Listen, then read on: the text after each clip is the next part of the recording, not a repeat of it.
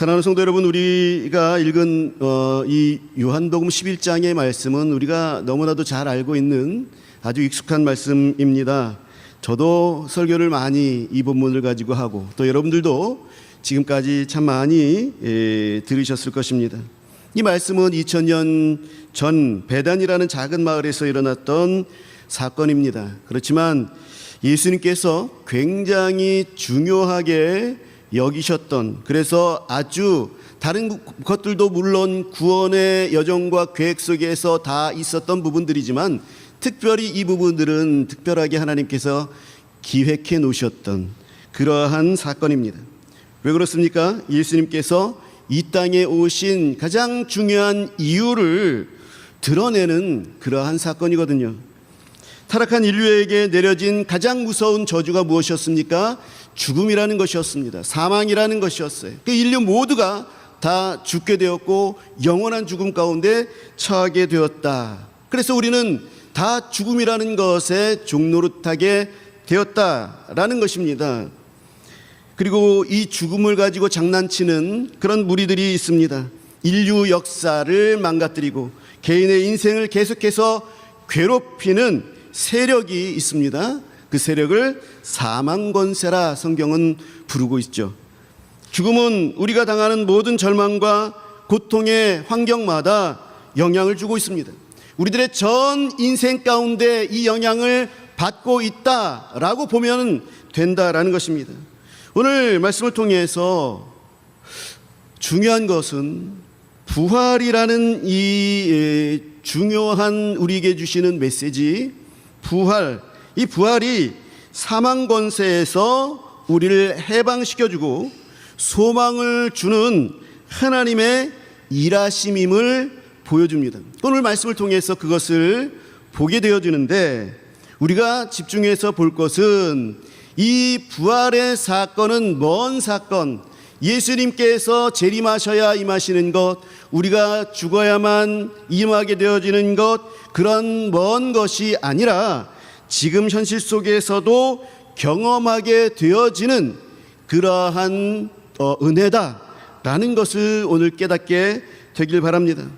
그래서 이 말씀은 오늘 바로 이 시간 우리가 삶의 벼랑 끝에 서서 짙은 절망의 냄새를 맡고 있을 때에 저와 여러분을 향해서 생명의 주님이 던지시는 가슴 뜨거운 위로의 말씀이자 우리를 살려내시는 위대한 재창조, 다시 창조하시는 그 선언의 말씀임을 오늘 깨닫게 되기를 간절히 바랍니다.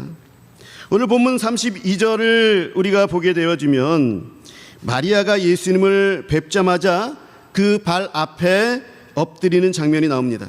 마리아가 예수 계신 곳에 가서 배웠고 그 발 앞에 엎드려 이르되 주께서 여기 계셨더라면 내 오라버니가 죽지 아니하였겠나이다 하더라 그랬습니다. 마리아가 주님의 발 앞에 엎드렸습니다. 평소 같으면 이 주님 앞에 엎드린 마리아의 모습은 예수님을 사랑하고 예수님을 존경하는 표현이었을 것입니다. 그 발 앞에 엎드려서 그 발 앞에서 사랑스러운 눈길로 예수님의 말씀을 들었겠지요. 그렇지만 지금 엎드리는 이 모습은 다릅니다. 이 엎드린 것은 모든 소망이 끊어진 자가 철저하게 무너진 그런 모습 자체인 것입니다. 사랑하는 오라비 나사로를 잃은 그 뼈저린 상실감을 안고 며칠 밤낮을 울다가 지쳐버린 철저한 절망의 모습을 담고 철푸덕 주저앉아서 넋놓고 울고 있는, 절망 가운데 있는 그러한 여인의 모습이 바로 마리아가 주발 앞에 엎드린 모습입니다. 죽음은 이토록 무섭습니다. 죽음은 단지 숨을 멎는 것, 그것만 의미하는 것이 아닙니다. 죽음은 살아있는 사람들의 삶마저도 송두리째 무너뜨려 버립니다. 마리아는 울부짖습니다. 주께서 여기 계셨더라면, 주님이 조금만 더 일찍 오셨더라면 내 오라비가 죽지 않았을 것입니다. 마리아는 예수님의 치유의 능력을 전혀 의심하지 않았습니다. 살아있을 때 그때 능히 예수님께서 그 병을 고치실 수 있는 분임을 마리아는 알았죠. 그러나 거기까지였습니다. 살아있을 때는 가능하시겠지만 이제 죽음이라는 거대한 절망을 맞이한 이 앞에서는 아무리 예수님이라 할지라도 어찌할 수 없을 것이다 라는 것이 지금 가지고 있는 마리아의 믿음입니다. 그 믿음의 한계선을 스스로 그어버리고 있는 모습, 그것이 지금 마리아의 상태이고 믿음의 모습입니다. 왜 이제야 오셨습니까? 왜 내가 그토록 애타게 부르짖을 때는 침묵하셨습니까? 마리아의 이 말 속에는 강한 원망이 섞여 있습니다. 주님, 빨리 오셔야 되지 않았습니까? 왜 빨리 안 오셨습니까? 빨리 안 오셨기 때문에 죽은 것 아닙니까? 빨리 안 오셔서 죽었기 때문에 더 이상 소망이 없는 것 아닙니까? 이것이 마리아의 말인 것이죠. 성도 여러분, 우리 삶에도 나사로의 무덤처럼 지독한 죽음의 냄새가 진동할 때가 있습니다. 뭘 해도 안 되는 그런 현실들이 우리들에게 닥쳐올 때가 있죠. 뭘 해도 안 돼. 계속해서 열심을 내는데도 다 안 되는 거예요. 이 현실의 냄새는 죽음의 냄새처럼 두렵습니다. 고통스럽습니다. 돈을 갚아야 할 날이 다가오게 될 때에 우리는 부도의 냄새를 감지하게 되죠. 이것이 점점 날이 갈수록 짙어지는 것을 느끼면서 두려워합니다. 염려합니다. 걱정합니다. 속이 타들어갑니다. 거듭되는 관계의 갈등들이 있습니다. 이것들이 끈질기게 내 목을 조이는 미움의 냄새를 풍겨납니다. 도저히 맡을 수 없는 답답함, 지독한 냄새들이 사방팔방에서 내 코를, 내 목을 조이고 있습니다. 깊은 마음의 상처로 우울의 끝을 모르는 침체의 냄새가 납니다. 너무나도 우울하고 너무나도 깊이 떨어지는 나락을 경험하면서 거기서 죽음의 냄새를 맡게 됩니다.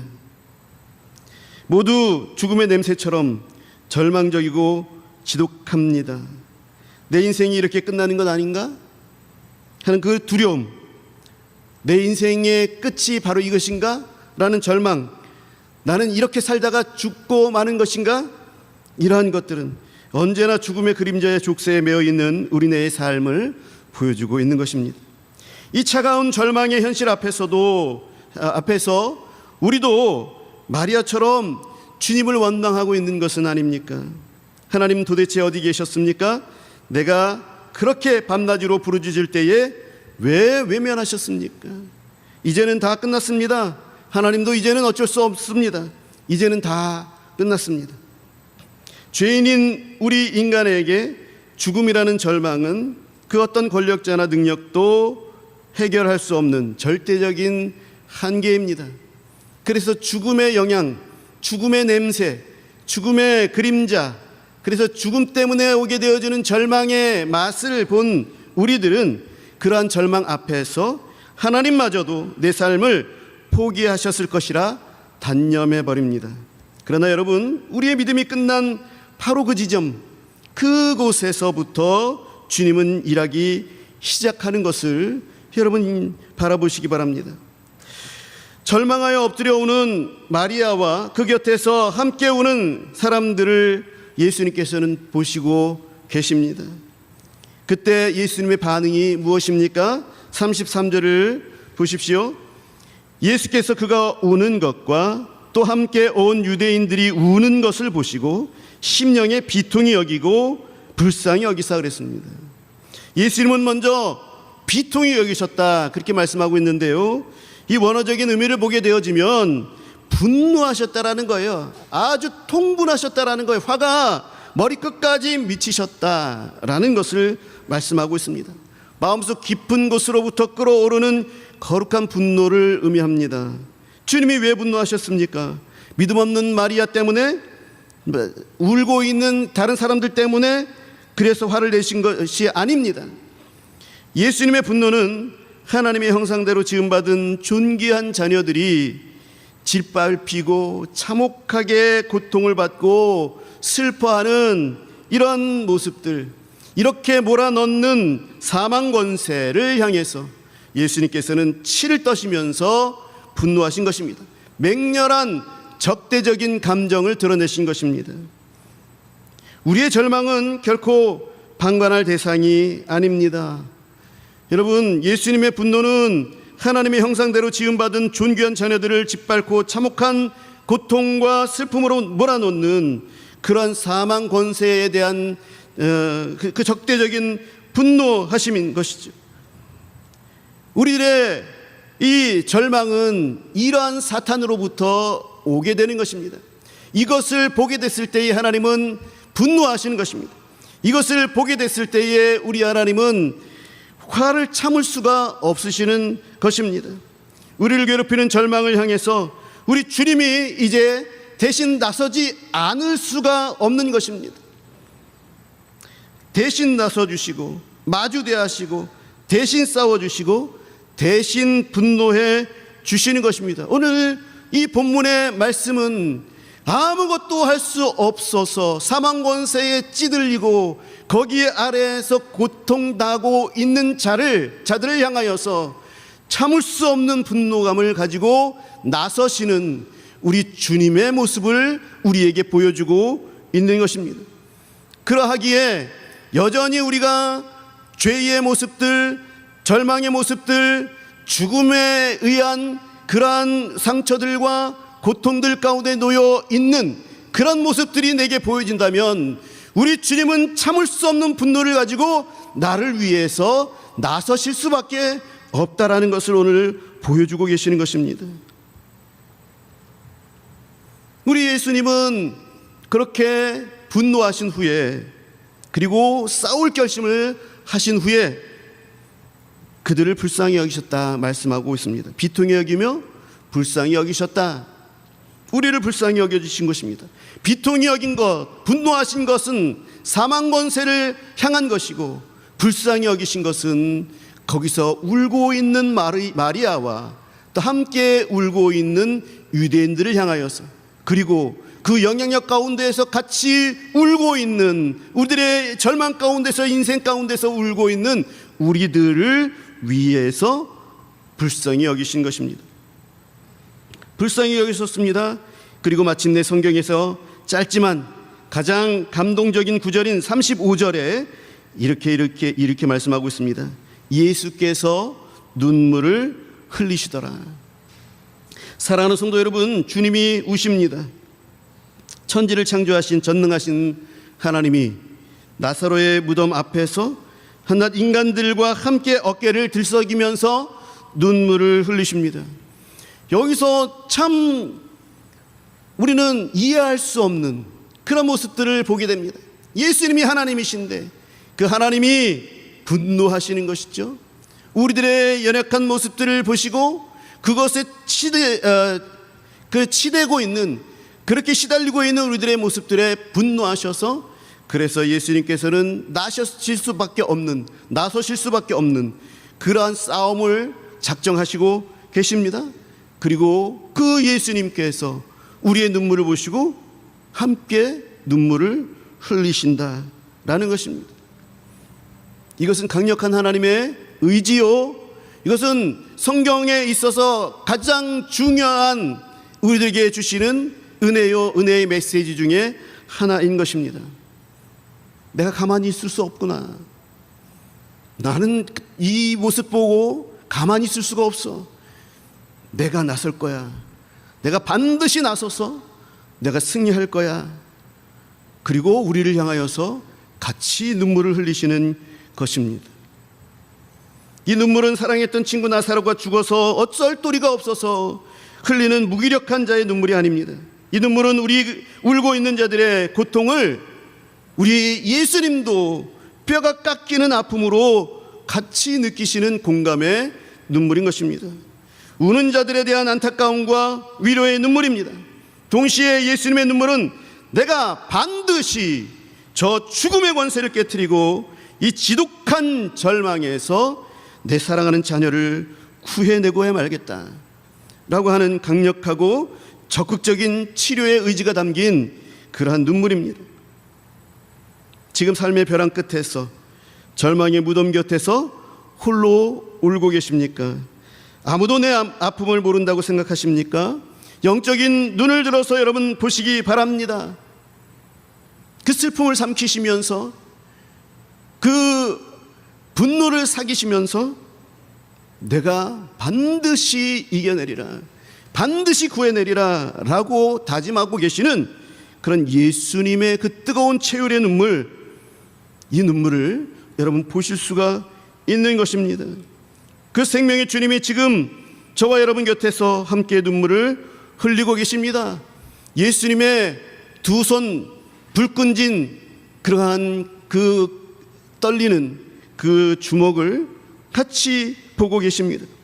주님의 그 뜨거운 체혈의 눈물이 내찢겨진 상처를 덮게 될 때에 비로소 우리 영혼의 진정한 치유는 시작될 수밖에 없는 것입니다.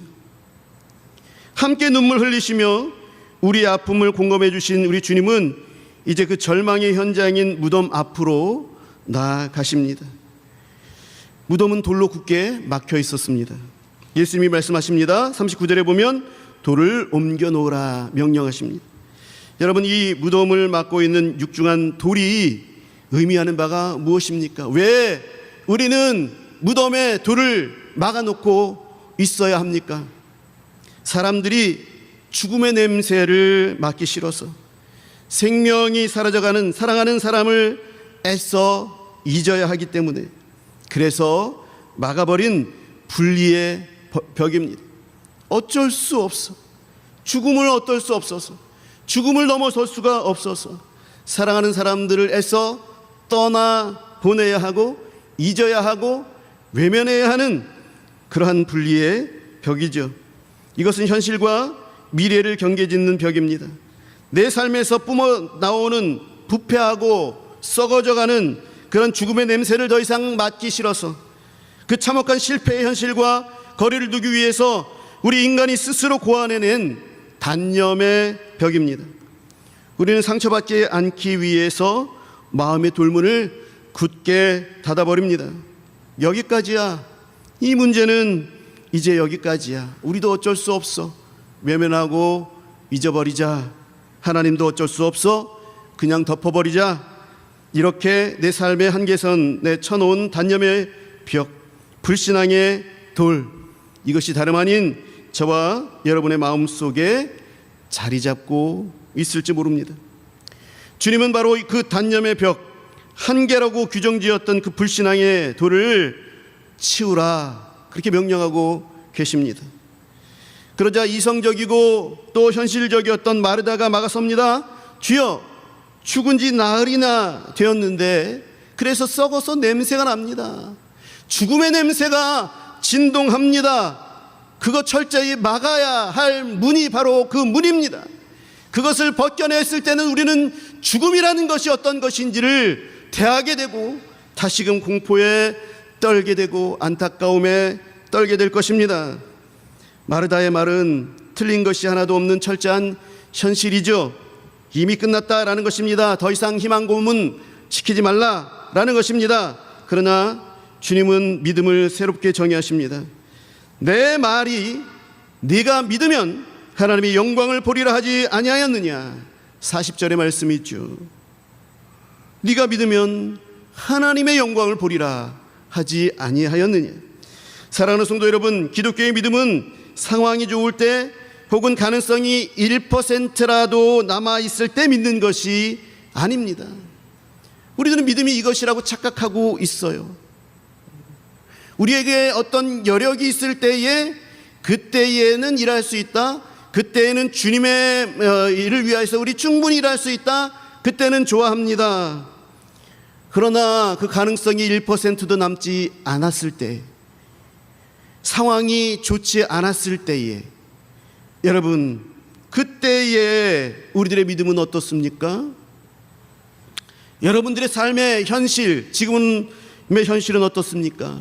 우리 행주교회의 지금의 현실은 어떻습니까?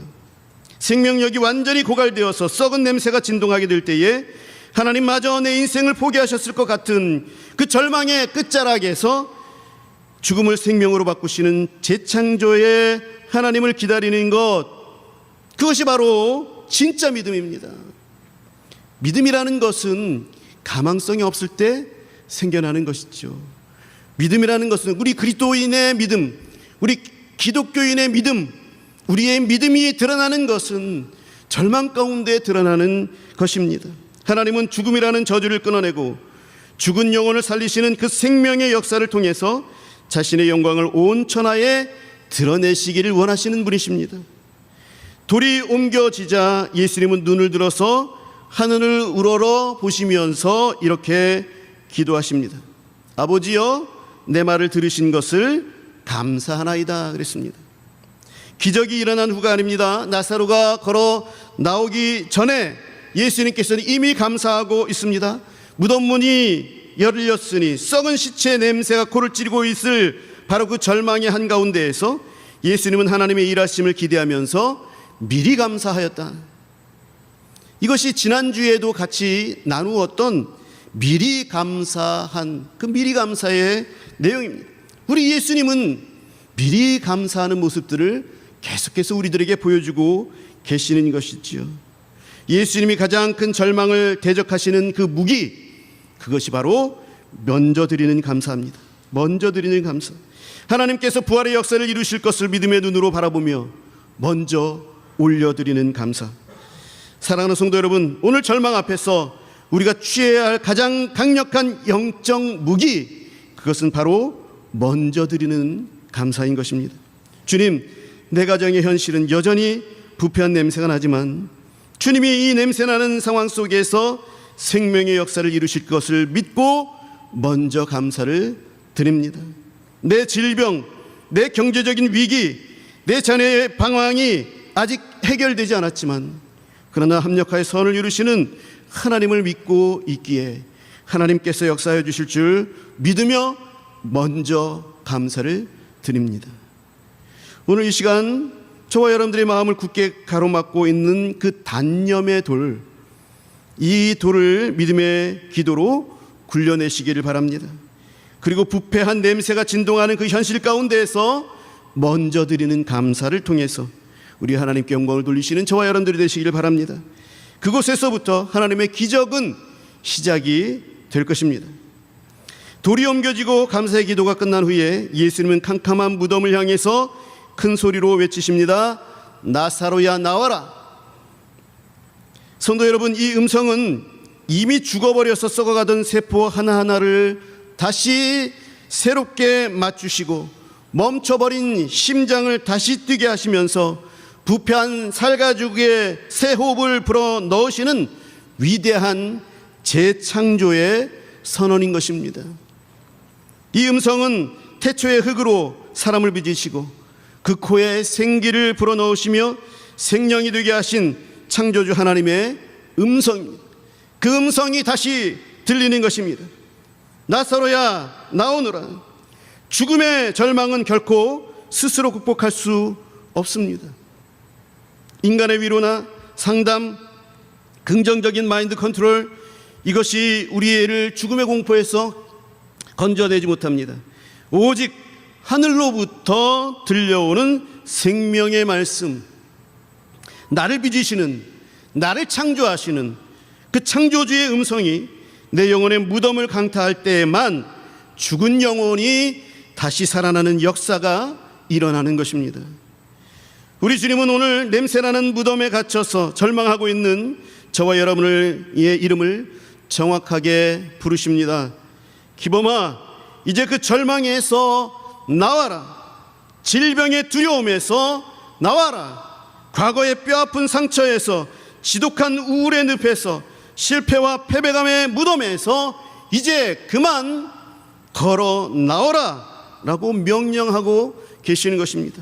이 부르심은 우리에게 새 소망과 생명을 주시는 선언인과 동시에 우리에게 순종을 요구하시는 강력한 명령인 것입니다.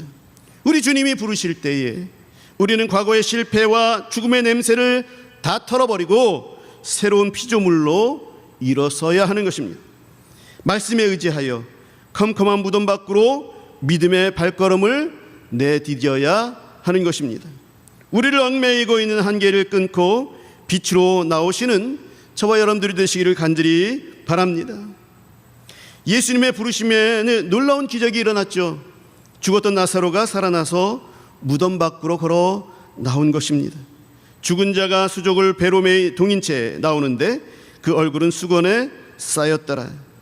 그때 예수님께서 기적을 구경하고 서 있는 사람들을 향해서, 그리고 오늘 우리 교회를 향해서 아주 중요한 명령을 내리십니다. 예수께서 이르시되 풀어놓아 다니게 하라 하시니라 그랬습니다. 44절의 말씀이죠. 생명을 주시고 재창조의 기적을 일으키신 분은 오직 예수님 한 분뿐이십니다.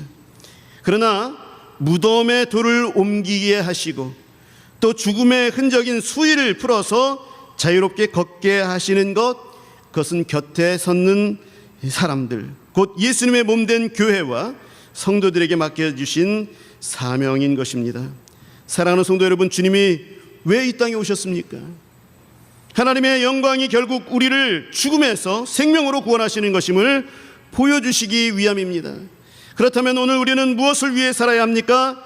우리 주변을 돌아보시기 바랍니다. 우리 교회 안에도 예수님을 믿고 구원받아서 영적인 새 생명은 얻었지만 여전히 죽은 것과 같은 수의를 입고 다니는 그런 나사로와 같은 성도들이 있습니다. 여전히 지워지지 않는 과거의 상처라는 수의, 지독한 가난과 열등감이라는 수의, 또 용서하지 못하는 쓴뿌리와 죄책감이라는 수의, 알코올과 도박, 미디어 중독이라는 죽음의 냄새가 배어있는 수위에 칭칭 감겨서 자유를 누리지 못하고 비틀거리는 지체들이 우리 주변에 있습니다. 주님께서 우리에게 명령하십니다. 풀어놓아 다니게 하라. 주님이 우리를 먼저 치유하시고 은혜의 자리로 부르신 이유는 나 혼자 은혜 받고 끝내라는 것이 아닙니다. 이제 나아가서 내 이웃을 결박을 사랑으로 풀어주는 거룩한 동역자가 되라 라는 명령입니다. 우리는 정죄의 손가락을 하는 자들이 되어서는 안 됩니다. 예수 믿는다면서 왜 그 모양 그 꼴이냐, 아직도 변화가 없냐 비난할 것이 아니라 예수님의 그 불쌍히 여기시는 마음, 그 마음을 품고 다가가서 형제자매의 몸에 감긴 낡은 수의를 한 땀 한 땀 조심스럽게 벗겨주는 긍휼의 손길이 되어야 합니다. 그것이 바로 생명을 잉태하고 살려내는 사명 공동체, 우리 교회가 감당해야 할 영광스러운 십자가의 모습입니다. 말씀을 맺겠습니다. 사랑하는 성도 여러분, 우리 구주 예수 그리스도는 우리가 겪는 인생의 절망과 죽음의 냄새 앞에서 결코 무기력한 분이 아닙니다.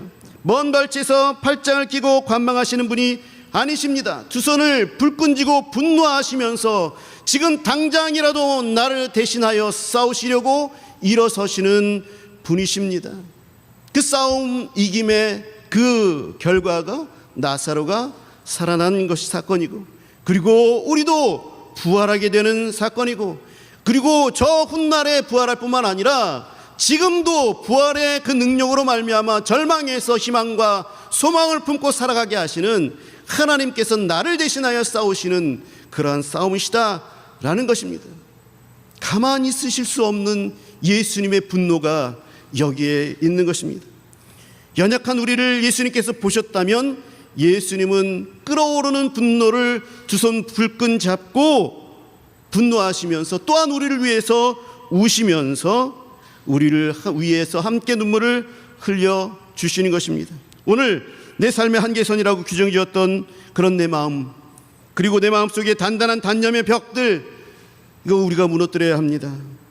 아직 현실은 부패한 냄새가 나고 변한 것이 없어 보인다 할지라도 생명을 주실 하나님을 기대하면서 우리가 먼저 하나님 앞에 감사를 올려드리는 그런 우리들의 모습들이 있어야 합니다. 주님께서 기범아 나오라, 나사로야 나오라 라고 내 이름을 부르실 때에 우리를 얽매이는 죽음과 패배의 자리에서 과감히 일어나시기 바랍니다. 그리고 거기서 한 걸음 더 나아가서 내 사랑하는 가족, 내 구역 식구들, 내 직장의 동료들, 칭칭 감고 있는 절망의 수위를 사랑으로 풀어서 자유하게 하는 그런 위대한 생명의 사명자들로 살아가시는 저와 여러분들이 되시기를 간절히 바랍니다. 절망의 냄새, 죽음의 냄새를 뚫고 피어나는 부활의 생명이 오늘 말씀을 들고 결단하는 여러분의 심령과 가정과 우리 교회 위에 충만하게 임하시기를 우리 주님의 이름으로 간절히 축원합니다.